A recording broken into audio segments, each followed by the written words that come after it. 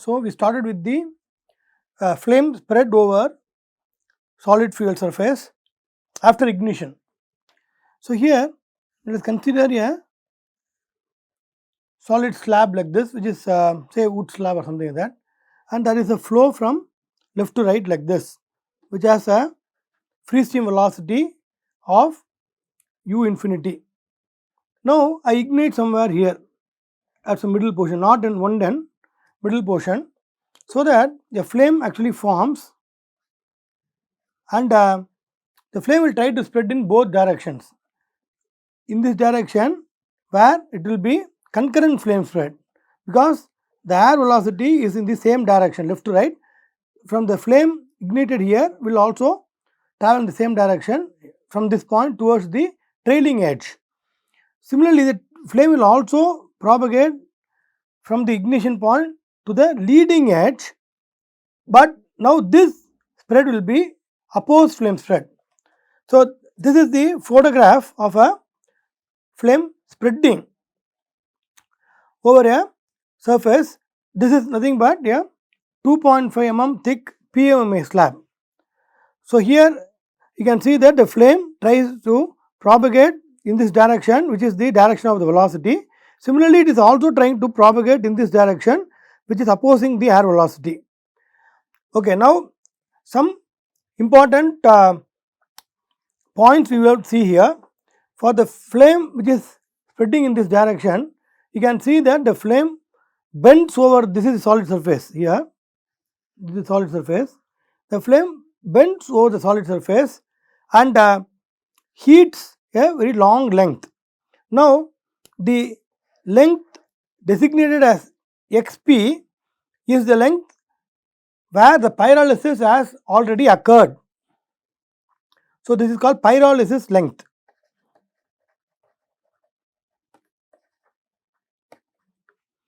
Now, this portion from this point to this point where is designated LH2, it is called heated length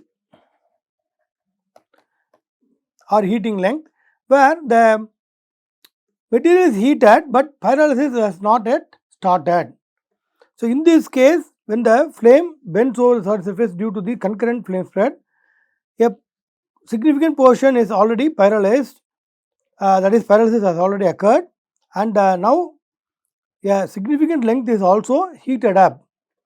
You take the portion, this is the anchoring point of the flame, take the portion to the left side where the opposed flame spread occurs. You will see that the heating length is very small, LH1 heating length is very small, only a small portion is heated up. This is because the flame is actually bending in the opposite direction of its spread in this direction, to the left direction. So, it actually heats only a small portion. So, please understand this is the difference. In one shot, we can say that there is a small portion of heating here. So, this is LH2 and a long portion is heated here. So, this may be pyrolysis length and this may be the heating length for the flame which is bending like this. So, this heating length is much larger when compared to this heating length in the opposed flame. Here the flame is trying to expand in both directions, spread in both directions. Now, this figure shows the corresponding heat and mass balances during the flame spread process. So, this is actually adopted from Fernandez-Pello 1995. So, you can see that this is the flame, which is diffusion flame, because it takes fluid vapor from the surface, oxygen from the air, and it burns like this, and this is the boundary layer. As I told you, the boundary layer will be there. Over the boundary layer, the uniform free stream will occur, and there is a diffusion of oxygen from this to the flame, fuel from this, fuel vapor or fuel gases from this. So, this is the flame which is formed. Now, a length xp which has already heated up to a temperature of Tp or T ignition, that is the pyrolysis or ignition temperature, pyrolysis would have occurred. So, mass flux comes from this surface and feeds the flame. Okay, this is concurrent direction. Please understand that this is the flame anchoring point. Flame tries to spread in this direction which is the direction of the velocity, air velocity. Similarly, since there are fuel material available to the left of this ignition location also, the flame will try to spread in this direction also, heating up the fuel. So, here the fuel is heated up to some length, which is some particular length. This is pyrolysis length and this is the total heating length, etc. So, LH1 is the heating length in the opposed direction and LH2 is the heating length. So, after the pyrolysis length there is a heating length. So, the heat and mass transfers associated with the flame spread are from the pyrolysis layer here, pyrolysis layer, mass flux, the fuel gases goes out and participate in the flame, reactions in the flame. Okay. Now, oxygen from the air diffuses to the flame. So, these are the mass transfers. Basically, products are formed in the flame zone and diffuses in both directions. So, mass transfer. Heat transfer. The flame imparts the heat flux here and heats up this, further heats up the pyrolysis portion, causing more volatile vapors to come out. Now, the flame in this part, in the heating length, the temperature of this material rises from initial temperature, okay, to it goes towards the pyrolysis temperature slowly. So, still pyrolysis temperature is not reached in this case, slowly it is heating, but a large length, a significantly longer length is heated in the concurrent flame spread part. In the heat flux which is coming in, some of them are re-radiated out because this temperature is significantly higher. So, as the temperature of the surface increases, the heat loss due to radiation also increases. So, this is called re-radiation that occurs. Similarly, this is a thicker solid, for example. So, from the heat flux which has caused some pyrolysis, some is re-radiated, but a part of it also is conducted in the layer here. So, there is something. So, there is a conduction which is also happening, heating up in depth the solid to some level. So, we can easily see that the heat flux coming in partly re-radiated away and conducted within the solid. Okay. In the heating length also you can see that flux coming in, flux conducted in and re-radiated away. So, these are the heat transfers associated. Now, coming to the opposed flow, you can easily note that there is a very small layer here, YF. This is small, this is y direction, this is x direction. YF x equal 0 is the standoff of the flame. YF is the standoff of the flame at the leading edge, x equal to 0 is the leading edge of the flame. So, YF is the standoff of the flame. So, that is the flame stands off at a very small distance from the surface and heats up the surface basically. So, this length YF x equal to 0 is the standoff distance of the flame at the anchoring point of the flame. That is one of the nomenclature. Again, you can see that this portion is hot enough.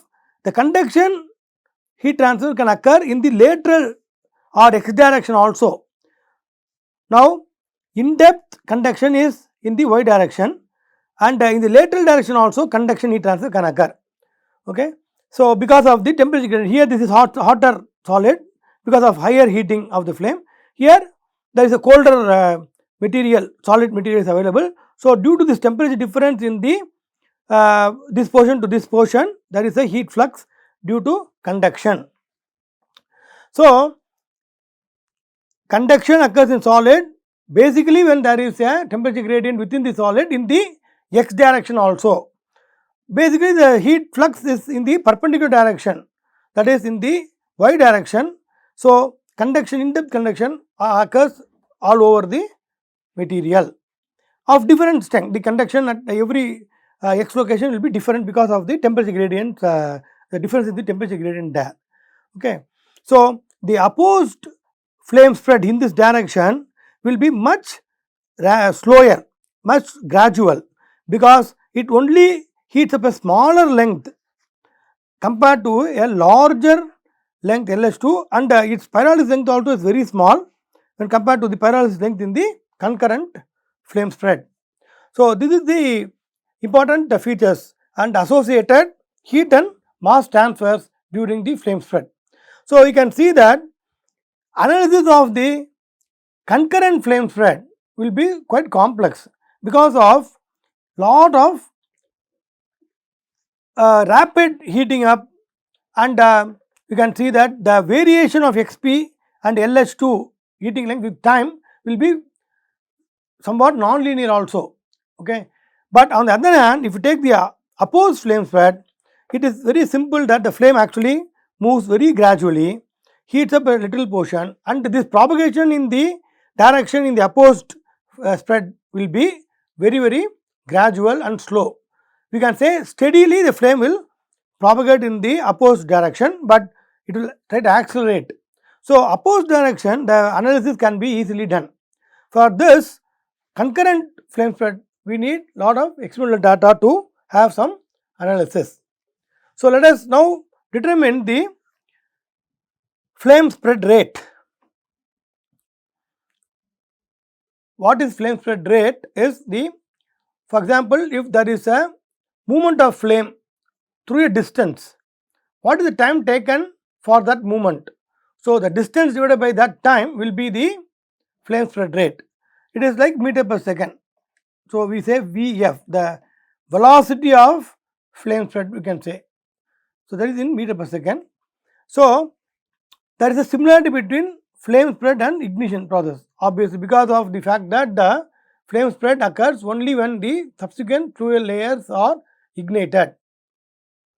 That means the flame should be able to heat up the raw fuel or unignited fuel to cause pyrolysis out of that and make the fuel gases to feed the flame.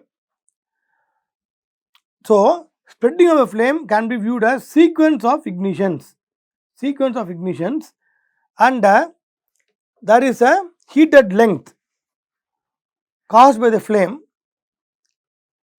This heated length basically will be the length which will be heated from the initial temperature towards the pyrolysis temperature. Once it reaches the pyrolysis temperature, that particular portion will be called pyrolyzed length, where pyrolysis already has occurred.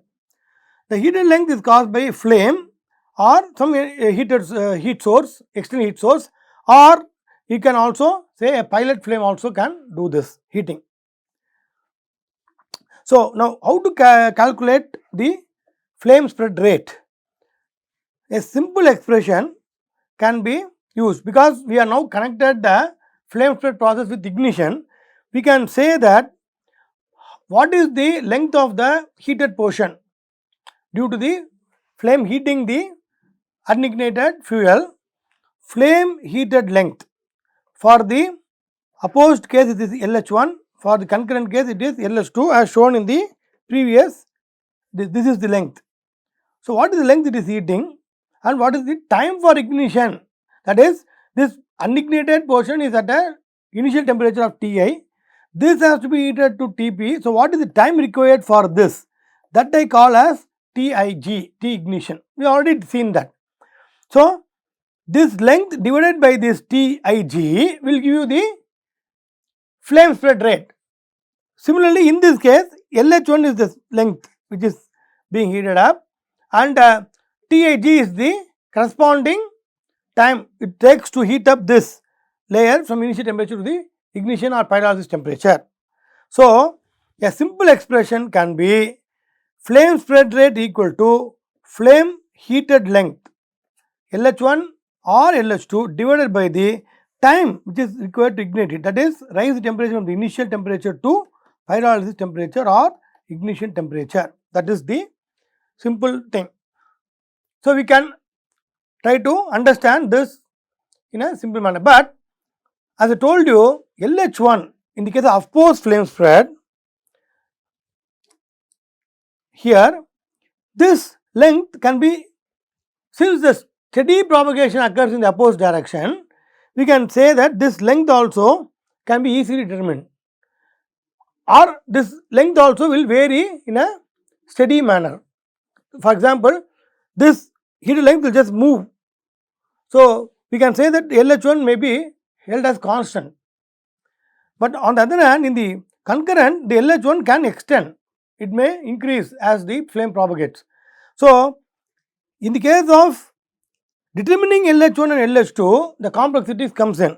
For opposed flame, the heat dead length can be determined in a simple manner, because LH1 is shorter and LH1 is longer, but it is growing. LH1 is shorter, but it may be taken as constant because of the steady propagation of the opposed flow flame spread. Okay, now let us determine this flame spread velocity. So, for a flame to spread, unburned fuel should be heated from the given surface temperature or initial temperature Ts to the ignition temperature or the pyrolysis temperature Tp or Tig. Okay, now for that, what will be the heat that is to be transferred? That will come from the flame. That heat balance can be written as Q dot equal to rho VFA. What is this? Rho VFA is the density of the fuel, then flame spread velocity, and A is the surface area exposed to the exposed fuel to the flame. Okay, so this is like a mass flow rate of the pyrolysis products towards the flame. This is like the mass flow rate of the pyrolysis products, and C is the specific heat of the fuel gases, and in this heating we are trying to increase the temperature from the surface temperature to the ignition temperature. So, this is the heat balance which is there. Do you understand? The product the product rho VFA represents the mass flow rate of the pyrolysis gases or unburned fuel which is reaching the flame.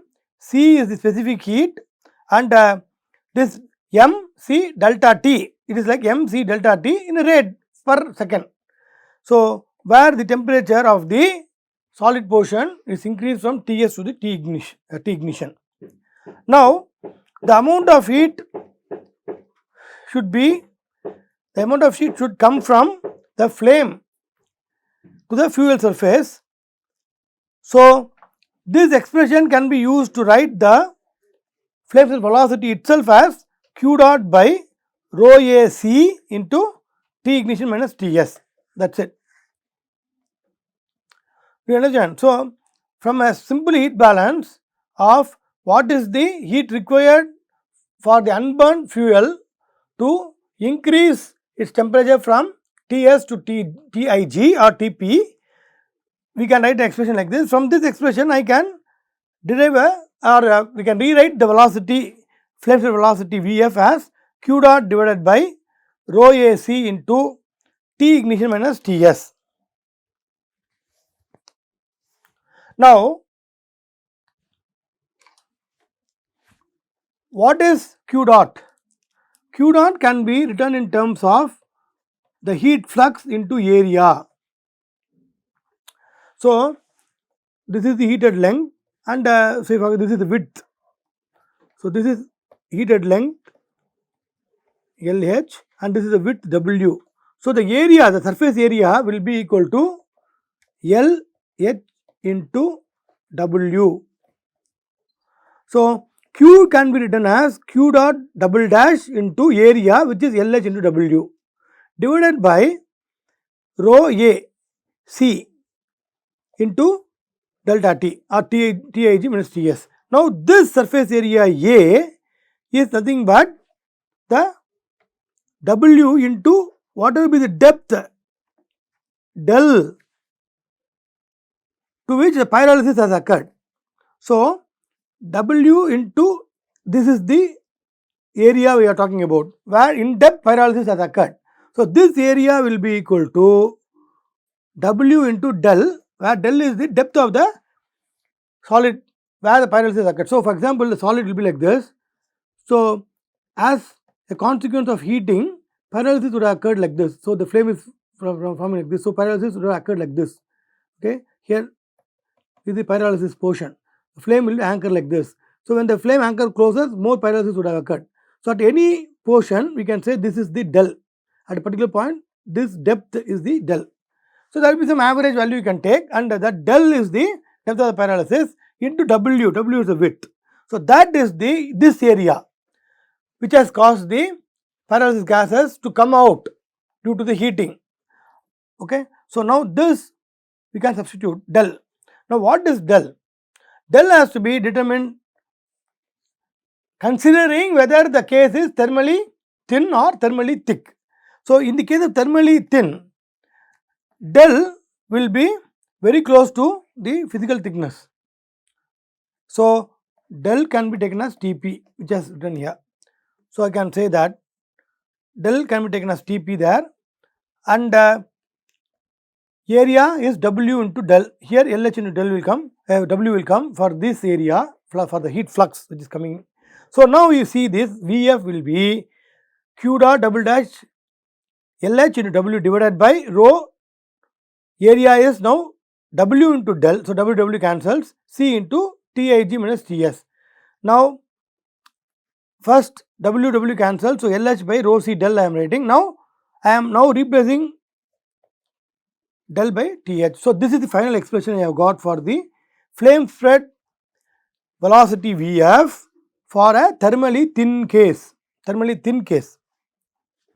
Okay, Q dot W double dash into LH divided by rho C Tp into Tij minus Ts. Okay, now you see that what is rho C Tp Tij minus Ts divided by Q dot double dash. What is this? Okay, so just go back to the slides where we talked about ignition. This is the expression rho C Tp Tij minus Ts is T infinity, initial temperature can be T infinity divided by Q double dot net. So this is the ignition time we got for thermally thin solid.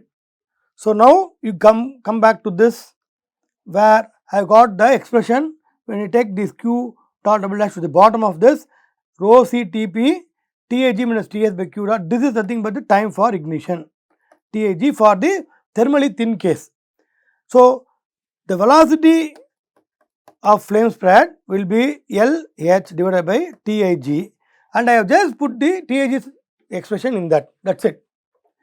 So by physically deriving the heat required to heat up the material which is at the initial temperature to the ignition temperature, from that heat balance I have written the Vf, and Q dot is now written as flux into area, and identify the area through which heat comes in, and this area is nothing but the pyrolysis area. So depth is del, the pyrolysis depth is del.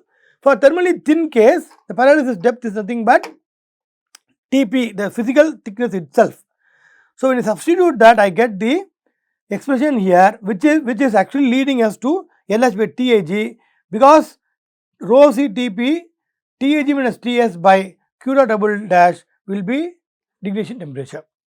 You can understand that the Ts is the initial temperature of the surface, which can be T infinity or T naught, it's some initial temperature. Okay.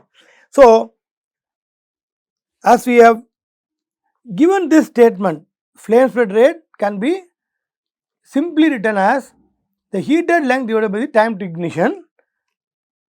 That's what we have derived from the simple heat balance for a thermally thin case, and this is the expression for that Q dot double dash LH divided by rho C Tp into Tij minus Ts.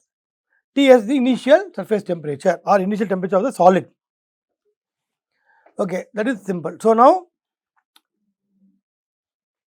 there are something which is not very well known for us is what is the heat flux?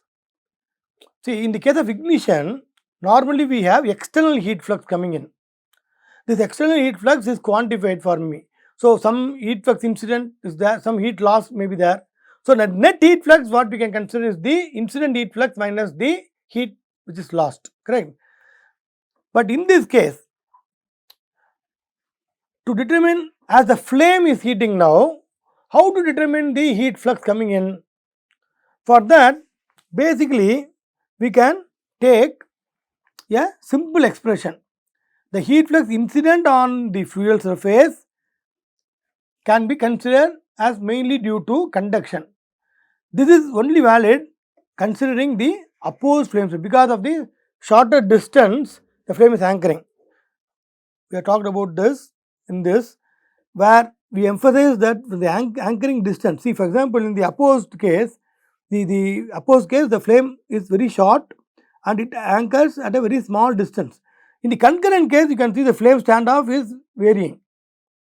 The high intensity flame is here, but it stands off at a higher distance from the surface as opposed to this. So, here we can say that the heating of the flame to the surface is predominantly by conduction heat transfer. So, the heat flux can be written as the gas phase thermal conductivity into the flame temperature minus ignition temperature divided by the flame standoff distance at the anchoring point, YF at x equal to 0. Okay, this is like K into dou dt by dx, correct? So, now basically this is minus, but this gradient is now resolved to give the magnitude here. Tf is greater than Tij. Okay, so minus sign is not required. Since it's the flux, no area is also involved. So, the flame standoff distance at the leading edge x equal to 0, we have to calculate that now. Okay, some empirical relation is required for this. Kg is the gas phase thermal conductivity, Tf is the flame temperature, and Taj is the pyrolysis or ignition temperature. So, D-Rays in 1969 gave a relationship between the heated length and the flame standoff for the opposed flame spread case. He told that LH will be equal to square root of 2 into flame standoff distance at the leading edge. So, just use this. So, go back. The expression for Vf we derived was Q dot double dash into LH divided by rho C Tp Tij minus Ts. So, now here instead of Q dot double dash, I can write Kg Tf minus Tij divided by Yf, but instead of Yf again I write LH divided by square root of 2. Okay. So, here Q dot is replaced by this expression. So, Kg into Tf minus Tij divided by Yf x equal to 0. So, this is now replaced by this. When I do that, this again is written as LH divided by square root of 2. So, I get this expression, square root of 2 Kg Tf minus Tij divided by rho C Tp Tij minus Ts, initial temperature. So, this is the expression for opposed flame under forced convection. And there is a, see, basically opposed flame in the horizontal surface, there is a forced conduction, then we can use this. So, that means that we have to resolve a particular configuration. In this opposed flame, this is the forced convection is happening, U infinity is from the left to right, flame is from the ignition point tries to travel from the ignition location to the left side opposing the airflow. For that configuration, this Yf can be related to LH, and that is what we have used in formulating this expression for the flame spread velocity as a function of the ignition time. So, this basically the ignition time which is contributed by this part also comes into play for opposed flow. In a forced convection, horizontal fuel layer is subjected to forced convection and flame spreads over that in an opposed way, not in the concurrent. Okay, so now thermally thick case we will take, thermally thick case. So let us first understand about the opposed flame spread, then we will come about talk about the concurrent. As I told you, concurrent is very complex. So again the same expression we will use, the heated length divided by the ignition time for the flame spread rate. Now for the thermally thick case, we have already derived the expression for the ignition time here. Ignition time is TRP square by QA square for the very high heat flux. So that flame is at a very high temperature. Okay, the heat flux imparted will be much higher. So we can straight away take the case of high heat flux and the heat loss can be neglected. So in that case, ignition time was written as pi by 4 K rho C T ignition minus T infinity square by QA square. Now coming back to this here, this is the expression I am going to use. Say thermally thick case, high heat flux case. That is, the heat flux is much higher. That means this can be taken as net heat flux. Okay, the losses are minimum, so we neglect it. So now what is this? LH divided by TIG. So just write LH and write this. Take into the so you get the expression like this: VF equal to 4 by 5 pi LH into Q dot double dash I square divided by K rho C into TIG minus TS square. So this is the expression I get for the thermally thick case. Okay, how will you find the heating length Q, again the incident flux? This is not the constant flux now, it is going to be varying. This is the flame heating. Okay, so again go back for opposed flame. Again, as I told you, we can resolve this for some theoretical expressions can be done for opposed flame spread case, which is basically very well behaved. That is a fixed distance which is heated and the flame gradually or steadily moves over the opposed flow direction. So the flow velocity will also influence the heating length. The flame standoff distance, okay, and is also affected by U infinity. Okay, do you understand? No, see, when the flame is formed like this and it moves like this, this is the heating length basically. The flame moves like this with Vf, this is U infinity. So the U infinity affects this length LH as well as this height, which is Yf x equal to 0. So that's what we are saying to say. So now I can approximate scaling analysis. I can say that the heating length will be equal to thermal diffusivity of the intermediate gas phase. So here thermal diffusivity, this is the solid phase, thermal diffusivity of this gas phase divided by U infinity, which is equal to this. So what I am trying to say here is this LH, the heating portion, and this flame standoff will be of same order. So in the previous thermally thin case, we have the thermally thin case, D-Risk gave this expression. Again he says that LH is proportional to the flame standoff distance and he gives a proportionality constant as square root of 2. But in this case, thermally thick case, we can say that LH and YF will be dependent on U infinity as well as alpha. So we can say LH is approximately equal to alpha G by U infinity, approximately equal to YF at x equal to 0. That's it.